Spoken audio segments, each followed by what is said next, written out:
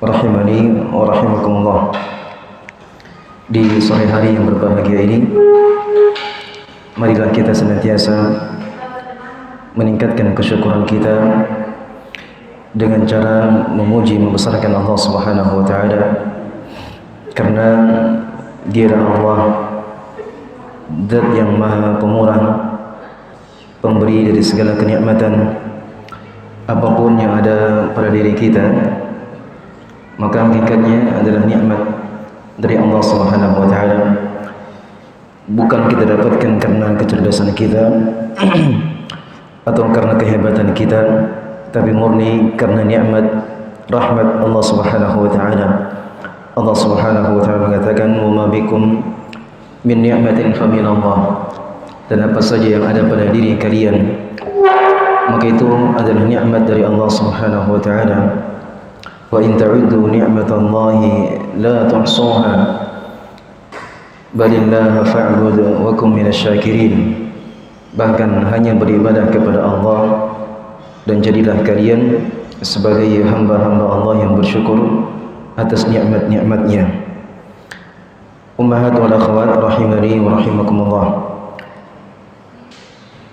InsyaAllah tema yang akan kita angkat, yang akan kita bawakan di sore hari ini, saya pikir semuanya sudah mengetahui, yang berbunyi 3 jalan kebahagiaan bagi wanita muslimah. Kebahagiaan adalah sebuah impian dan dambaan bagi setiap insan yang bernyawa. Bahkan juga wanita muslimah selalu mengidam-idamkan, mendambakan yang namanya kebahagiaan. Banyak cara yang ditempuh bagi setiap wanita untuk mendapatkan kebahagiaan. Ada yang dengan cara menikahi para pejabat, ada yang dengan cara sering jalan-jalan ke sana kemari, bertamasya bersama keluarga, ada yang dengan cara memperbanyak anak dan keturunan, ada yang dengan cara menempuh karir, ada yang dengan cara berbagai macam jalan ditempuh agar mereka mendapatkan kebahagiaan. Padahal mereka tidak sadar yang namanya kebahagiaan itu sangatlah mudah untuk didapatkan. Sangat sederhana sekali seorang akan mendapatkan kebahagiaan tersebut, karena yang namanya kebahagiaan itu berada di hati seorang manusia, bukan dengan banyaknya harta, bukan dengan wajah yang cantik, bukan dengan banyaknya anak dan keturunan, bukan dengan rumah yang mewah, bukan dengan berjalan-jalan atau bertamasya ke tempat liburan-liburan, tapi yang namanya kebahagiaan itu berada di dalam hati seorang manusia. Oleh karenanya harus dipahami bahwa terkadang seorang wanita muslimah ketika dia beribadah di rumahnya, menjalani ketaatan, berbakti kepada suaminya, berkhidmat kepada suaminya, dengan hal tersebut dia mendapatkan kebahagiaan di dunia dan di akhirat kelak. Namun di sini insyaallah taala kita akan sebutkan secara ringkas apa sebenarnya jalan-jalan yang bisa ditempuh bagi setiap wanita muslimah agar mereka mendapatkan apa yang mereka cita-citakan selama ini, yaitu mendapatkan kebahagiaan. Yang sebenarnya banyak sekali sebab, banyak jalan-jalan yang bisa ditempuh agar seorang wanita muslimah bisa mendapatkan kebahagiaan tersebut. Karena sekali lagi yang namanya kebahagiaan adalah berada di dalam hati seorang manusia. Seperti layaknya seorang ulama ternama dari madhab Hanbali, saya sebutkan bagaimana kisah dari Syekhul Islam Ibn Taimiyah yang harusnya menjadi pelajaran bagi saya pribadi dan kepada ummahat sekalian, bahwa Syekhul Islam Ibn Taimiyah salah seorang ulama yang ternama, beliau tidak menikah, beliau tidak punya keturunan, tapi beliau sibuk untuk mengajar, memberi fatwa kepada kaum muslimin. Beliau mengajar, beliau menulis, memberikan fatwa, sampai-sampai beliau tersibukkan dengan ilmu sehingga beliau tidak sempat untuk mengurusi, beliau tidak sempat untuk menikah, apalagi untuk mendapatkan keturunan. Bersama demikian, ketika beliau sedang bermujahadah bersungguh-sungguh untuk memberikan manfaat kepada kaum muslimin, maka ada saja orang-orang yang membenci beliau rahimahullahu taala, di mana pemerintah di masa itu membenci beliau dengan sebenci-bencinya. Akhirnya beliau dipenjara. Beliau dipenjara dan dilarang untuk menulis, dilarang untuk memberikan fatwa. Maka terlihatlah bagaimana ucapan beliau rahimahullahu taala yang menunjukkan bahwasanya kebahagiaan tersebut itu berada di hati seorang manusia. Kata beliau, "Mada yaf'alu a'da'i bi? Mada yaf'alu a'da'i bi? Inna jannati fi sadri wa inna qatli syahadah wa inna sijni khulwah wa nafyi siyaha." Kata beliau, apa yang diinginkan oleh musuh-musuh saya terhadap saya? Jadi maksudnya beliau, walaupun orang membenci saya, walaupun orang mengurung saya, memenjarakan saya, kata beliau, "Madza yaf'alu a'da'i bi?" Apa yang diinginkan oleh musuh-musuh saya dari saya? Inna jannati fi sadri. Kesungguhnya surgaku adalah di hatiku. Coba perhatikan bagaimana beliau menegaskan bahwa yang namanya kebahagiaan itu berada di hati seorang manusia. Dan beliau mengatakan bahwa surgaku, kebahagiaanku, ketenanganku itu berada di hatiku. Inna qatli syahadah. Kesungguhnya jikalau kalian membunuhku, maka terbunuhnya saya adalah syahadah, mati syahid, kata beliau. Kalaupun saya harus terbunuh di penjara, kalaupun kalian membunuh saya dengan merajam atau dengan cara yang lainnya, maka sesungguhnya terbunuhnya saya adalah syahadah, mati syahid. Wa inna sijni khulwah. Dan sungguh jikalau kalian memenjarakan saya, maka penjara tersebut adalah khulwah. Saya bisa berdua-duaan, bersendirian dengan Allah Subhanahu wa taala. Di antara ibadah yang paling agung, ibadah yang banyak dilalaikan oleh laki-laki atau bahkan sekalian wanita, ibadah al-khulwah, berdua-duaan dengan Allah Subhanahu wa taala, yang harusnya ibadah seperti ini banyak dirutinkan dan banyak dikerjakan oleh wanita muslimah. Sebab aktivitas wanita itu kebanyakan di mana? Di rumah, di dapur, di kamar. Jadi Syekhul Islam Ibnu Taimiyah rahimahullah taala mengatakan, "Inna sijni khulwah." Jikalau kalian memenjarakan saya, maka sungguh penjara tersebut adalah khulwah. Saya bisa berdua-duaan dengan Allah Subhanahu wa taala. Wa nafyi siyaha. Dan jikalau kalian mengasingkan saya dari manusia, sungguh hal tersebut adalah saya anggap sebagai jalan-jalan. Artinya jikalau kalian memenjarakan saya di tempat yang sangat jauh sehingga saya terasingkan, dan saya anggap tersebut sebagai siyaha, jalan-jalan, tamasya, bagaimanapun kalian berbuat kepada saya, kata beliau, saya akan mendapatkan kebahagiaan. Wa inna jannati fi sadri. Kesungguhnya surgaku berada di hatiku, kata beliau. Demikianlah para wanita muslimah, ummahat wal akhwat yang semoga dimuliakan oleh Allah Subhanahu wa taala.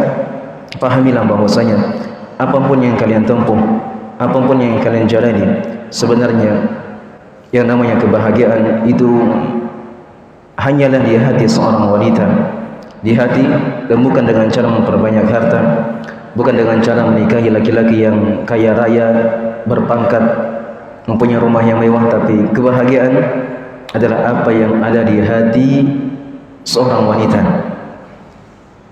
Yang akan kita sebutkan di sini dari jalan-jalan kebahagiaan yang akan diraih bagi setiap wanita muslimah, itu semuanya terkait dengan hati, terkait dengan hati seorang wanita. Perlu diketahui bahwasanya ada sebuah ibadah yang mempunyai peran penting dalam meningkatkan kualitas dari ibadah yang kita kerjakan. Selama ini kita hanya terfokuskan atau kita cenderung untuk memperhatikan dari ibadah badaniyah, ibadah yang nampak saja, ibadah salat, ibadah menjenguk orang sakit, atau ibadah silaturahim, atau ibadah-ibadah yang lainnya. Kita tidak pernah terpikir untuk bagaimana merutinkan suatu ibadah yang sangat mulia, yaitu ibadah qalbiyah, ibadah hati, amalan hati. Amalan hati ini sangatlah mempunyai peran penting untuk meningkatkan kualitas ibadah, meningkatkan keimanan seorang hamba kepada Allah Subhanahu wa taala.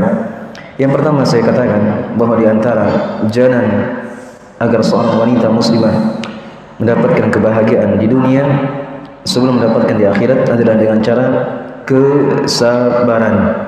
Bersabar, karena kita manusia, baik laki-laki yang perempuan, baik yang miskin, baik yang kaya, semuanya pasti akan mendapatkan ujian dan cobaan.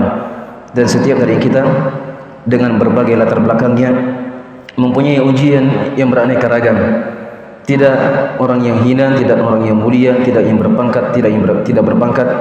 Semuanya mempunyai ujian masing-masing sesuai dengan latar belakangnya, sesuai dengan profesinya, sesuai dengan statusnya. Siapapun mereka pasti akan mendapatkan yang namanya cobaan dan ujian. Wa nabluukum bisyarri wal khairi fitnah wa ilaina turja'un. Kata Allah, sungguh kami akan mengutus kalian, kami akan menguji kalian, kami akan membalak kalian dengan kebaikan dan keburukan. Jadi perhatikan, Allah Subhanahu wa taala akan menguji seorang manusia dengan dua perkara. Yang pertama kejelekan dan keburukan.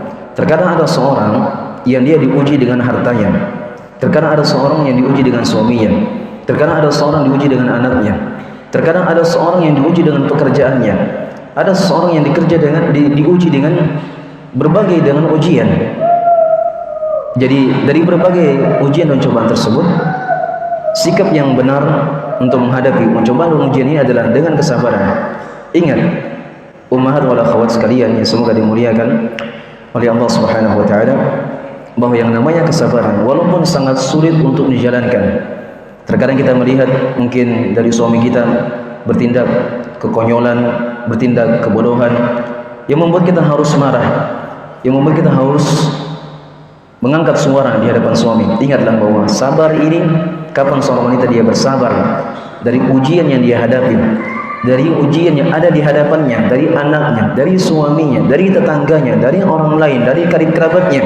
Ketika dia bersabar, dia pun langsung mendapatkan kebahagiaan tersebut. Dipastikan itu dan tidak boleh diragukan. Siapa saja yang bersabar, Allah Subhanahu wa taala akan berikan kepadanya kebahagiaan. Allah Subhanahu wa taala mengatakan, "Innama yuwaffas sabiruna ajrahum bighairi hisab." Sesungguhnya orang-orang yang bersabarlah, hanya orang-orang yang bersabarlah yang akan diberikan pahala yang sangat luar biasa, pahala yang tidak ada batasnya. Tapi ini hanya diberikan kepada orang-orang yang bersabar saja. Bahkan Allah sebutkan di sini, "Innama yuwaffas sabiruna," dalam bentuk sifat. Artinya yang namanya kesabaran tersebut sudah menjadi sifatnya. Kapan seorang hamba yang kesabaran tersebut sudah menjadi sifatnya, sudah menjadi karakternya, dan sudah menjadi tabiatnya, itulah orang seperti ini yang akan mendapatkan pahala yang tidak terbatas. Innama yuwaffas sabiruna ajrahum bighairi hisab.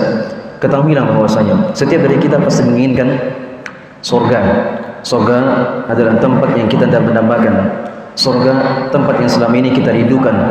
Surga yang selama ini kita hanya sekedar mendengarkan namanya, tidak tahu bagaimana hakikatnya, bagaimana bentuknya, bagaimana kenikmatan Allah berikan di dalamnya, bagaimana dari penghuni-penghuni surganya. Dengan kesabaran tersebut, seorang wanita muslimah dia akan mendapatkan surga. Kata Allah Subhanahu wa taala, "Salamun alaikum bima sabartum."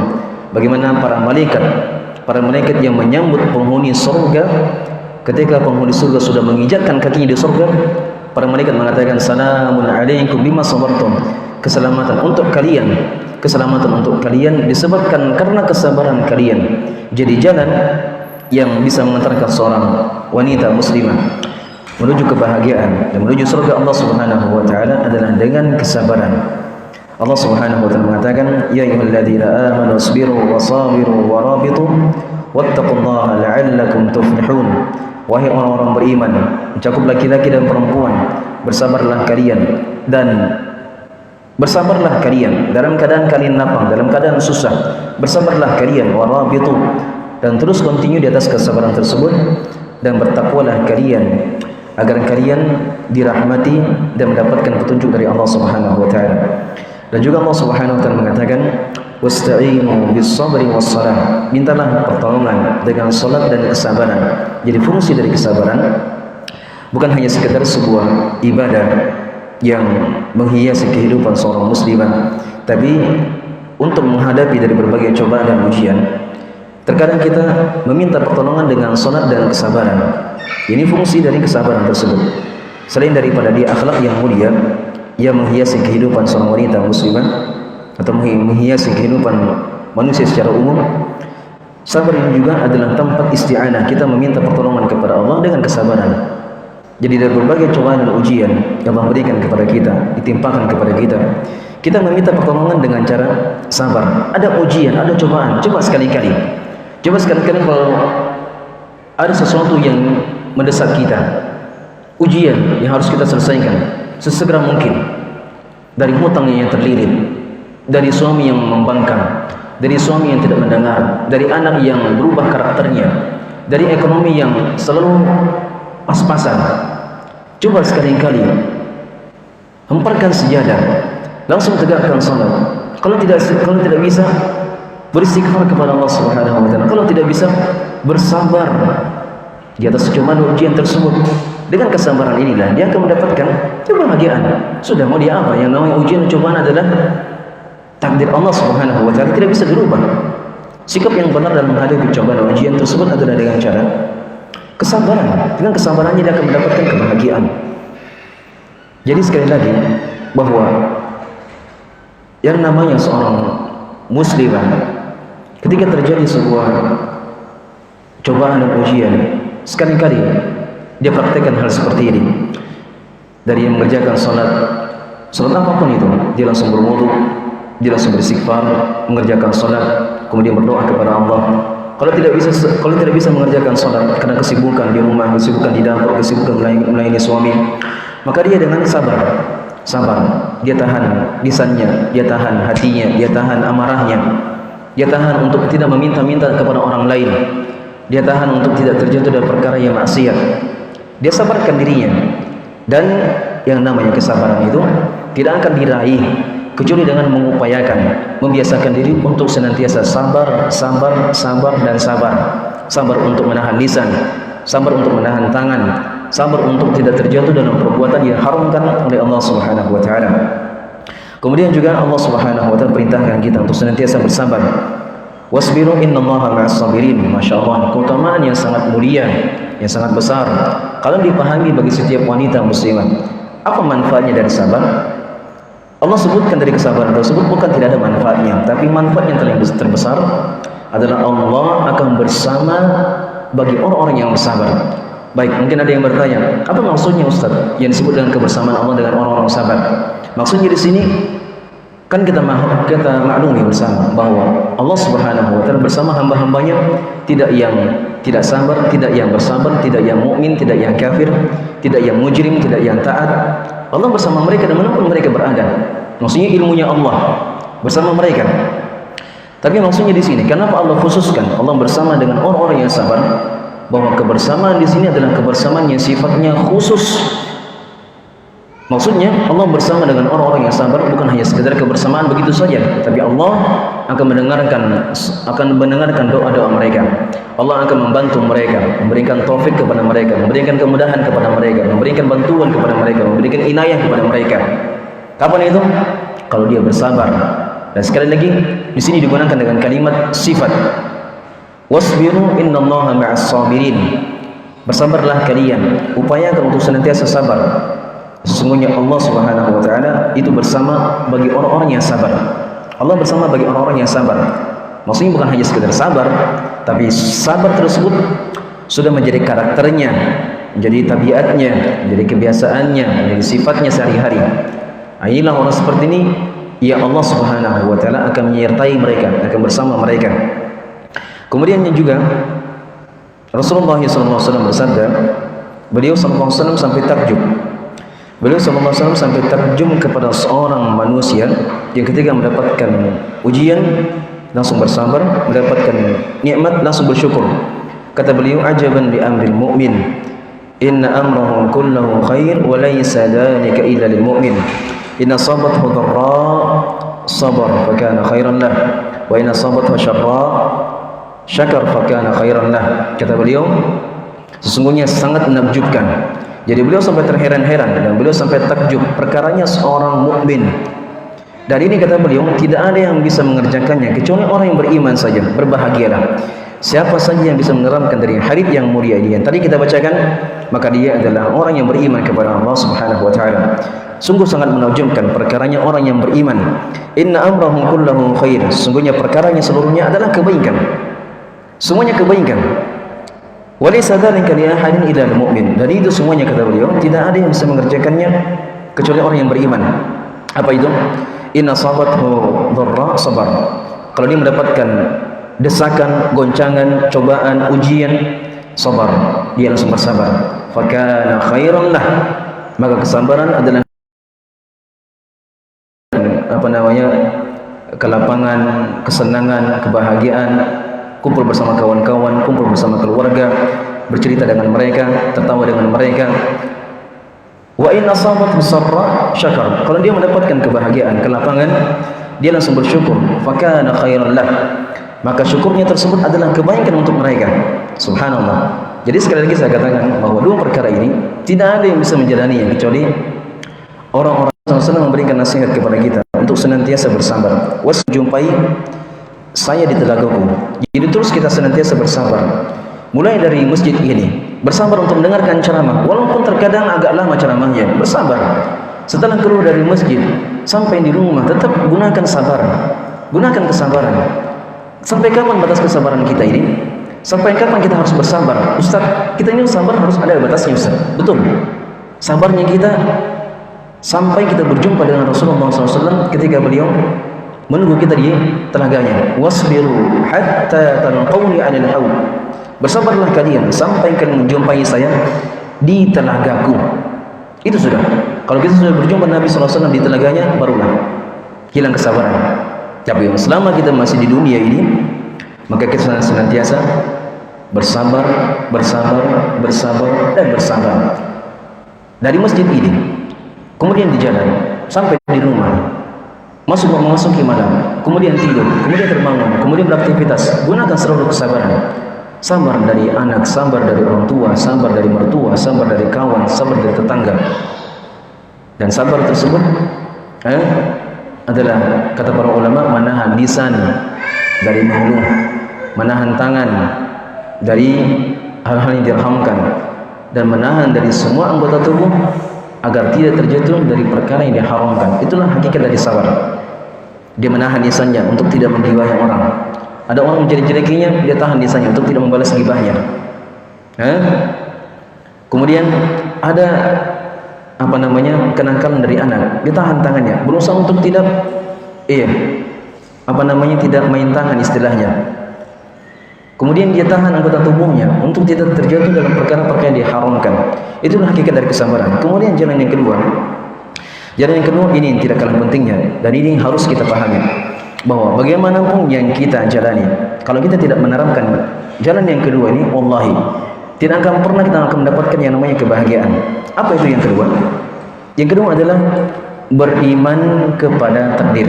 Lagi-lagi, seperti yang saya katakan tadi, bahwa tiga jalan yang saya akan sebutkan ini ada kaitannya atau erat kaitannya dengan apa? Ibadah qalbiyah, ibadah yang terkait dengan hati, amalan hati seorang hamba. Yang kedua adalah beriman kepada takdir. Ini dia, ini solusi yang paling tepat agar setiap dari wanita muslimah dia mendapatkan kebahagiaan. Sekali lagi, yang namanya bahagia itu di hati, dan sangat mudah dan sangat sederhana jalannya. Tinggal dia beriman kepada takdir. Dari apapun yang dia dapatkan, dia langsung beriman kepada takdir. Begitu pentingnya seorang hamba, seorang manusia, seorang yang beriman untuk beriman kepada takdir. Sampai-sampai Rasulullah SAW harus mengulangi kalimat takdirnya, kalimat beriman. Sampai-sampai Rasulullah SAW harus mengulangi kalimat keimanan kepada takdir. Ketika beliau mendefinisikan tentang al-iman, Jibril datang kepada beliau, wahai Muhammad, apa yang dimaksud dengan keimanan? Maka beliau mengatakan, an tu'mina billahi, engkau beriman kepada Allah, wa malaikatihi, wa kutubihi, wa rusulihi, wal yaumil akhir. Kemudian beliau ulangi kalimat keimanan, wa an tu'mina bil qadri khairihi wa syarrihi. Engkau beriman kepada Allah, malaikatnya, kitab-kitabnya, rasul-rasulnya, dan kepada hari akhirat, dan engkau beriman. Jadi beliau untuk permasalahan takdir beliau mengulangi kalimat keimanan. Apa maksudnya? supaya seorang paham bahwa pembahasan tentang takdir ini adalah jalan kebahagiaan, solusi agar seorang mendapatkan kebahagiaan di dunia dan di akhirat. Kata beliau, wa antum min bil qadri khairihi wa syarrihi. Engkau beriman kepada takdir yang baik maupun yang buruk. Terkadang di sela-sela musibah yang kita dapatkan, apakah naudzubillah min dzalik, saudara kita meninggal, saudara kita kecelakaan, atau anak kita naudzubillah mendapatkan sesuatu yang tidak kita inginkan misalnya, di balik hal tersebut, ketika dia beriman kepada takdir, dia langsung mendapatkan kebahagiaan. Bayangkan ya, sangat jarang sekali orang mendapatkan cobaan lantas dia mendapatkan kebahagiaan. Yang ada ketika mendapatkan musibah, sedih, galau, risau, ya kan? Tapi ada orang yang ketika mendapatkan musibah, dia langsung mendapatkan kebahagiaan. Apa itu? Itu orang-orang yang beriman kepada takdir. Sebab ketika dia mengatakan, ketika dia melihat atau mendapatkan ujian dan cobaan, dia langsung katakan, oh ini sudah takdir, sudah selesai urusan, ya kan? Selesai urusan. Bahkan Rasulullah SAW mengatakan, kataballahu maqadiran khalaiq qabla an yakhluqa as-samawati wal ardi bi 50,000 sanah. Kata beliau, Allah telah menggariskan, menuliskan semua takdir-takdir makhluknya, semua makhluknya di darat, di lautan, di udara, yang kecil, yang besar, manusia, hewan-hewan, malaikatnya, jin-jinnya. Allah Subhanahu wa taala telah menuliskan takdir-takdir mereka, telah kering lembaran-lembaran dan telah telah sempurna penulisan takdir qabla an yakhluqa as-samawati wal ardi 50,000 sanah. Sebelum Allah menciptakan langit dan bumi 50,000 tahun sebelumnya. Jadi sebelum kita diciptakan, sebelum masjid ini dibangun, sebelum Allah menciptakan langit dan bumi 5,000 tahun sebelumnya, 50,000 tahun sebelumnya, Allah Subhanahu wa taala telah menggariskan, telah mentakdirkan takdir-takdir makhluknya. Bahkan pertemuan kita di sore hari ini Allah sudah takdirkan sebelum menciptakan langit dan bumi. Pertemuan kita, majelis kita di sore hari ini, sudah tercatat persis. Kita mendapatkan cobaan dari kemiskinan, dari yang terlilit yang hutang, dari anak yang bandel, dari anak yang nakal, dari suami yang membangkang, dari suami tidak mendengar, dari himpitan ekonomi, dari berbagai macam cobaan. Ketika dia mengatakan, oh sudah, ini takdir, mau diapain? Mau diapain? Mau diapakan? Mau lari kemana? Toh ujung-ujungnya kita pasti akan berjalan sesuai dengan takdir Allah Subhanahu wa taala. Sudah selamat dia. Kemudian dia mengatakan, inna lillahi wa inna ilaihi raji'un. Kemudian dia bersabar, kemudian dia bersyukur, kemudian beribadah, kemudian dia melaksanakan kewajibannya sebagaimana mestinya. Selesai urusan. Dia dapatkan kebahagiaan walaupun dia sedang tertimpa musibah. Ya tidak? Jadi sekali lagi saya katakan bahwa kebahagiaan tersebut ada di hati. Ada di hati dan sangat mudah jalannya. Tinggal dia bersabar, tinggal dia beriman kepada takdir. Rasulullah SAW bersabda, Rasulullah SAW telah menyebutkan bagaimana pentingnya seorang ini untuk beriman kepada takdir. Dalam hadis beliau mengatakan, la yu'minu 'abdun haqqa hatta yu'mina bil qadri khairihi wa syarrihi wa hatta ya'lam anna ma asabahu lam yakun liyukhti'ah wa anna ma akhta'ahu lam yakun liyusibah. Kata beliau, tidak akan beriman seorang hamba, tidak akan beriman seorang laki-laki, tidak akan beriman seorang wanita hatta yu'mina bil qadar, sampai dia beriman kepada takdir yang baik atau yang buruknya. Baik, saya akan berikan pelajaran yang sangat penting. Saya akan berikan pelajaran yang sangat penting kepada wanita muslimah, kepada siapa saja yang mendengarkan taklim ini, bahwa betul yang namanya kebaikan dan keburukan itu datangnya dari Allah Subhanahu wa taala. Tapi kalau seandainya kita mendapatkan cobaan, ujian, kejelekan, keburukan, maka jangan sekali-kali hal tersebut disandarkan kepada Allah. Oh saya miskin ini Allah ini gara-gara Allah. Tidak, yang namanya kejelekan jangan disandarkan kepada Allah Subhanahu wa taala. Betul, kebaikan keburukan dasarnya Allah yang mentakdirkannya. Tapi jangan disandarkan kita sebagai makhluknya. Jangan kita menyandarkan kepada Allah, ini saya mendapatkan cobaan ini, iya Allah ini. Tidak, tapi sandarkan kepada diri kita masing-masing. Sebab karena dosa kita, karena kelalaian kita, karena ketidaktaatan kita, kita mendapatkan musibah tersebut. Allah Subhanahu wa taala katakan, ma asabaka min musibatin fa ma asabaka min hasanatin fa min Allah wa ma asabaka min sayyi'atin fa min nafsik wa arsalnaka lin-nasi rasulan wa kafa billahi syahida. Kata Allah, apa saja menimpamu wahai Muhammad berupa kebaikan, maka dia dari Allah Subhanahu wa taala. Kebaikan dari Allah. Wa ma asabaka min sayyi'atin famin nafsik. Apa saja yang menimpa wahai Muhammad berupa keburukan, famin nafsik, maka dari dirimu sendiri wahai Muhammad. Dan Nabi SAW mengatakan wa syarru laysa ilaik, dalam hadis doa kunut yang sering dibaca oleh Nabi SAW ketika beliau kunut, beliau mengatakan wa syarru laysa ilaik, ya Allah, sesungguhnya kejelekan bukan darimu. Ini maksudnya apa? Maksudnya supaya kita beradab kepada Allah, bahwa betul memang kebaikan dan keburukan dari siapa? Dari Allah. Tapi yang namanya keburukan, jangan sekali-kali kita menyandarkan kepada Allah. Ini mohon maaf, suami saya yang terlalu nakal, sering begadang, sering keluar rumah, ya istilahnya bandel lah, tidak mau mendengar istri. Atau juga misalnya dia mendapatkan anak yang nakal, atau misalnya himpitan ekonomi, atau berbagai macam keburukan, cobaan. Jangan dia sandarkan kepada Allah, tapi sandarkan kepada dirinya. Oh mungkin saya belum belum beriman sebagaimana mestinya. Oh mungkin saya karena dosa-dosa saya dulu pernah berdosa, pernah bermaksiat. Oh mungkin karena kelalaian saya dalam mendidik anak, dalam mendidik suami. Oh mungkin karena kekurangan saya, atau mungkin saya kurang cantik, misalnya kurang melayani suami saya, kurang mendidik anak saya. Banyak hal. Tapi sekali lagi jangan pernah sandarkan kepada Allah Subhanahu wa taala. Dan di sini Nabi SAW mengatakan tidak akan beriman seorang hamba sampai dia beriman kepada takdir yang baik dan buruknya. Kemudian sebagai tambahan bahwa takdir yang baik dan buruk, keburukan tersebut yang namanya takdir kan perbuatan Allah.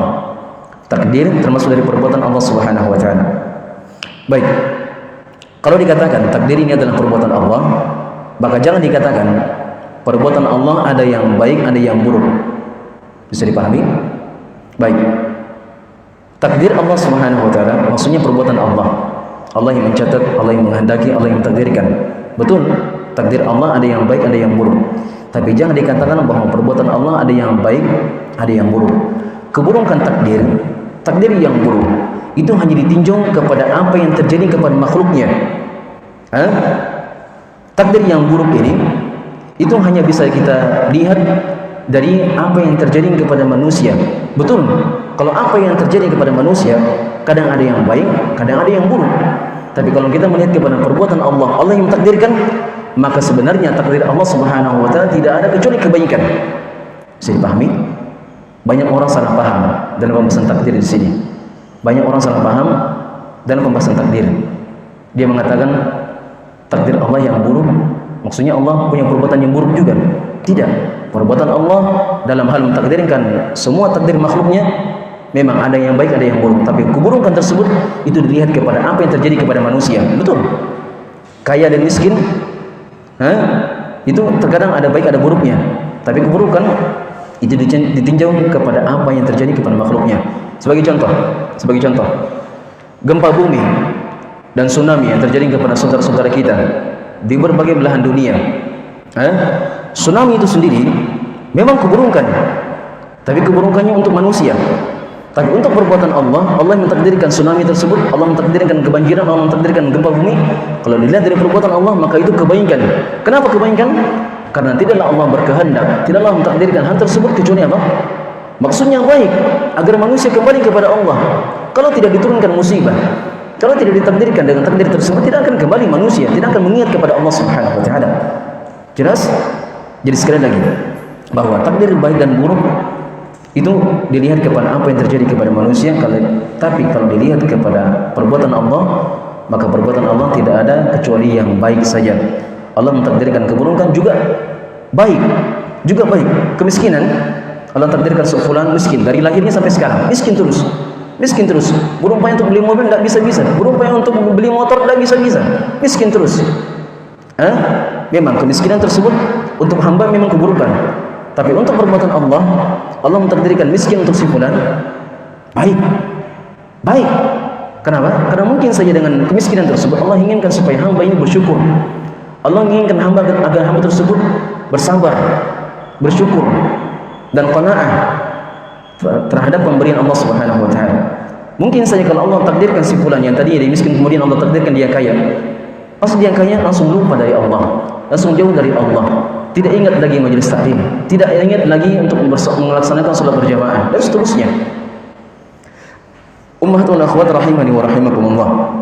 Kemudian yang terakhir sebelum kita tutup majelis kita, jalan yang ketiga yang bisa ditempuh bagi wanita muslimah agar mereka mendapatkan kebahagiaan di dunia atau di akhirat adalah dengan cara qana'ah dan bersyukur kepada Allah Subhanahu wa taala. Ini dua perkara yang sangat penting untuk kita pahami, yaitu qana'ah dan bersyukur. Tahukah kalian bahwa di antara karakter dan sifat yang dikhabarkan oleh Rasulullah sallallahu alaihi wasallam, di mana wanita secara umum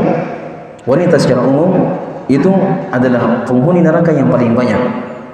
Nabi SAW mengatakan, ya ma'syaral nisa tasaddaqna fa inni ru'itu aktsarakum fa inni ru'itu aktsara ahli nar an-nisa. Kata beliau, wahai sekalian wanita, tasaddaqna, bersedekahlah kalian, berbagilah kalian, berinfaklah kalian. Fa inni ru'itu anna aktsara ahli nar an-nisa. Saya diperlihatkan bahwasanya perempuan atau penduduk neraka yang paling banyak adalah kaum wanita. Baik. Maka para sahabat atau para sahabiyat, perempuan-perempuan di zaman beliau yang mendengarkan hadis tersebut bertanya kepada Rasulullah, ya Rasulullah, kenapa bisa terjadi hal tersebut? Kenapa perempuan yang paling banyak yang menghuni neraka? Kenapa bukan laki-laki? Maka beliau mengatakan, takfurnal ashir, karena kalian itu suka membantah suami. Iya, yakfurna al-ashir, maksudnya sering ingkar kebaikan suami, tidak bersyukur terhadap pemberian suami. Itulah pentingnya seorang wanita agar dia mendapatkan kebahagiaan. Dia sering-sering qanaah dan bersyukur terhadap pemberian, bersyukur terhadap takdir Allah, bersyukur terhadap apa yang Allah tentukan kepadanya, bersyukur dengan suami yang apa adanya, bersyukur dengan anak yang seadanya, bersyukur dengan kondisi yang dia alami, bersyukur dengan keadaan suami yang penuh dengan keterbatasan. Yang namanya suami adalah makhluk manusia biasa juga, penuh dengan kekurangan. Ingatlah bahwa qanaah ini dan bersyukur adalah jalan yang terbaik agar seorang wanita mendapatkan kebahagiaan. Rasulullah SAW mengatakan, qad aflaha man aslam wa ruziqa kafafan wa qanna'ahu Allah bima atah. Kata beliau, sungguh telah beruntung bagi siapa yang berislam dan diberikan kafafan, kecukupan, wa qanna'ahu Allah bima atah. Allah memberikan kepadanya sifat qanaah. Mungkin ada yang bertanya, Ustaz, apa yang dimaksud dengan qanaah? Qanaah adalah seorang merasa cukup dari pemberian Allah Subhanahu wa taala. Dia merasa cukup dengan sesuatu yang sedikit, merasa cukup dengan kondisinya yang ada, merasa cukup dengan apa yang dirasakan sekarang. Itu disebut dengan qanaah, seorang merasa cukup dari apa yang Allah berikan kepadanya. Qad aflaha man aslam wa ruziqa kafafan wa qanna'ahu Allah bima atah. Sungguh telah beruntung, telah berbahagia. Inilah Nabi SAW secara terang-terangan mengatakan bahwa sungguh telah berbahagia, sungguh telah beruntung. Siapa itu? Yang dia berislam. Satu syaratnya, ada keislaman. Waruziqa kafafan, diberikan kepadanya kafaf. Kafaf adalah sesuatu yang mencukupinya, dari rezeki yang sedikit tapi mencukupi dirinya. Wa qanna'ahu Allah bima atah, dan Allah berikan rasa cukup dalam hatinya terhadap apa yang Allah berikan kepadanya. Jadi wanita muslimah, ummahat dan akhwat rahimani wa rahimakumullah, bahwa perhatikan bahwasanya qanaah dan syukur ini di antara jalan-jalan yang bisa ditempuh bagi setiap wanita muslimah agar mereka mendapatkan kebahagiaan di dunia dan di akhirat. Dan Nabi SAW telah bersabda dalam hadis Abu Hurairah radhiyallahu ta'ala secara marfu', beliau mengatakan, ittaqil maharim takun a'badun nas warda bima qasama Allahu lak takun aghnan nas. Kata beliau, jadi juga di antara solusi agar seorang menjadi orang yang kaya,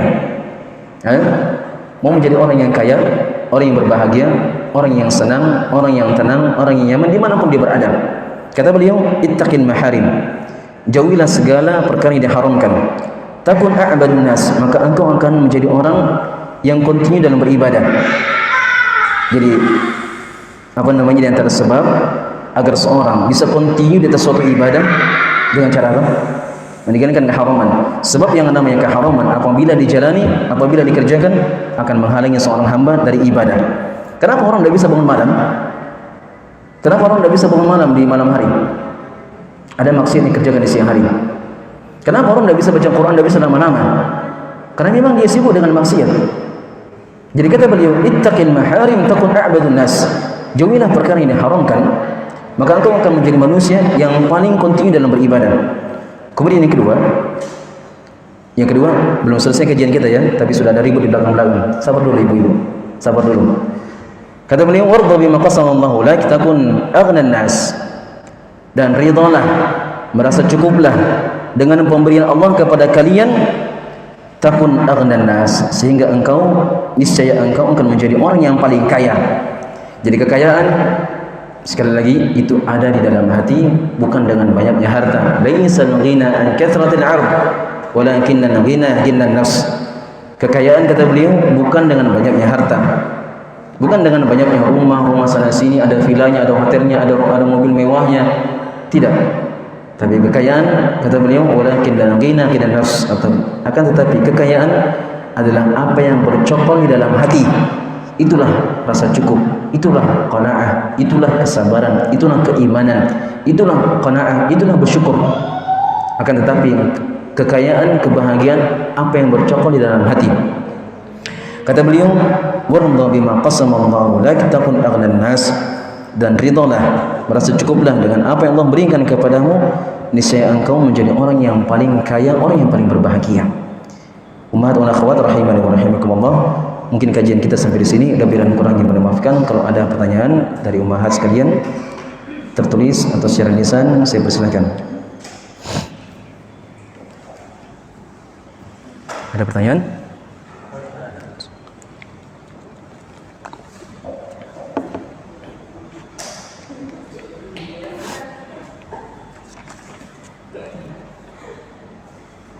Masya Allah, pertanyaan bagus.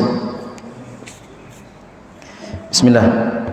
Apakah benar bahwa takdir bisa dirubah dengan doa? Betul. Yang namanya takdir itu bisa dirubah dengan cara doa. Kita ketika sudah ditakdirkan untuk menjadi orang yang paling melarat, orang yang paling rugi, orang yang paling sengsara, orang yang dalam kehidupannya selalu mendapatkan cobaan ujian. Tapi itu semua bisa dirubah dengan cara banyak berdoa kepada Allah Subhanahu wa taala. Apa dalilnya, Ustaz? Dalilnya ada. Rasulullah SAW mengatakan, wala yaruddul qadar illa du'a. Dan tidak ada yang bisa merubah takdir kecuali dengan cara berdoa kepada Allah. Jadi dengan cara berdoa kepada Allah Subhanahu wa taala, dengan cara berdoa kepada Allah, maka niscaya dari takdir-takdir yang buruk bisa kita jauhi, bisa kita hindari dengan cara berdoa kepada Allah. Mungkin ada iskal, ada sesuatu yang mengganjal dalam hati. Oh, Ustaz, kok ada perubahan takdir? Kok ada perubahan takdir? Bukankah tadi dikatakan bahwa Allah telah menuliskan takdir-takdir manusia 50.000 tahun sebelum menciptakan langit dan bumi?